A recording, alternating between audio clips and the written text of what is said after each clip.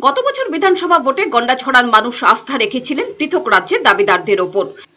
সেই বিধানসভা থেকে প্রায় ৫,০০০ ভোটে জয়ী করেছিলেন আইপিএফটি বিধায়ককে। কিন্তু এক বছরেই পাল্টে গেছে চেহারা। মানুষ মোহ কাটিয়ে সামিল হচ্ছেন লাল ঝান্ডার মিছিলে। আর মানুষের মোহ মুক্তি ঘটছে বলেই প্রতিদিন গন্ডাছড়ায় দীর্ঘায়িত হচ্ছে লাল ঝান্ডার মিছিল। গত ৭-৮ মাস আগেও এই মহকুমায় সিপিএম এর মিছিল করা ছিল প্রায় পাহাড় প্রমাণ ব্যাপার। কিন্তু বুধবার এখানে মিছিল সভা করলেন পূর্ব ত্রিপুরা আসনের বাম প্রার্থী জিতেন্দ্র চৌধুরী। টাউন হলে হলো সভা, পরে মিছিল হলো গন্ডাছড়ায়। মিছিল শেষে আবার সভা হলো সবজি বাজারে। শুধুমাত্র গন্ডাছড়ার মানুষজন নন, ধলাইয়ের প্রত্যন্ত এলাকা থেকে ভয় ভীতি কাটিয়ে মানুষ এসেছিলেন এদিন এসব মিছিল সভায়। মানুষ এসেছেন রৈস্যাবাড়ি, বোয়ালখালী, ভগীরথ, কল্যাণ সিং, রামনগর, জগবন্ধু এসব এলাকা থেকেও লোক এসেছিলেন।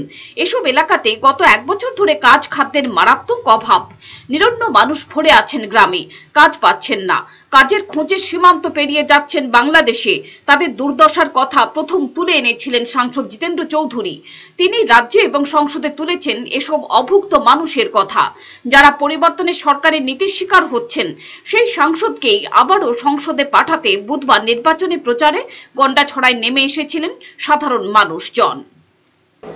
প্রাপ্ত ভোটের নিরিখে তার মধ্যে এই পূর্ব ত্রিপুরা লোকসভা আসন, এবং এটাকে সম্ভব করতে গিয়ে এই গন্ডাছড়ার মানুষ তারা বিরাট ভূমিকা নিয়েছিলেন। আমি আশা করব দেশের বর্তমান পরিস্থিতির নিরিখে প্রতিটি নাগরিকের, প্রতিটি ভোটারদের সামনে যে মারাত্মক চ্যালেঞ্জ বা দায়িত্ব নষ্ট হয়েছে, সেই চ্যালেঞ্জ মোকাবেলায় এই গন্ডাছড়া মানুষের সেই উজ্জ্বল ভূমিকা তারা পালন করবেন। পিওর রিপোর্ট, চ্যানেল দিনরাত।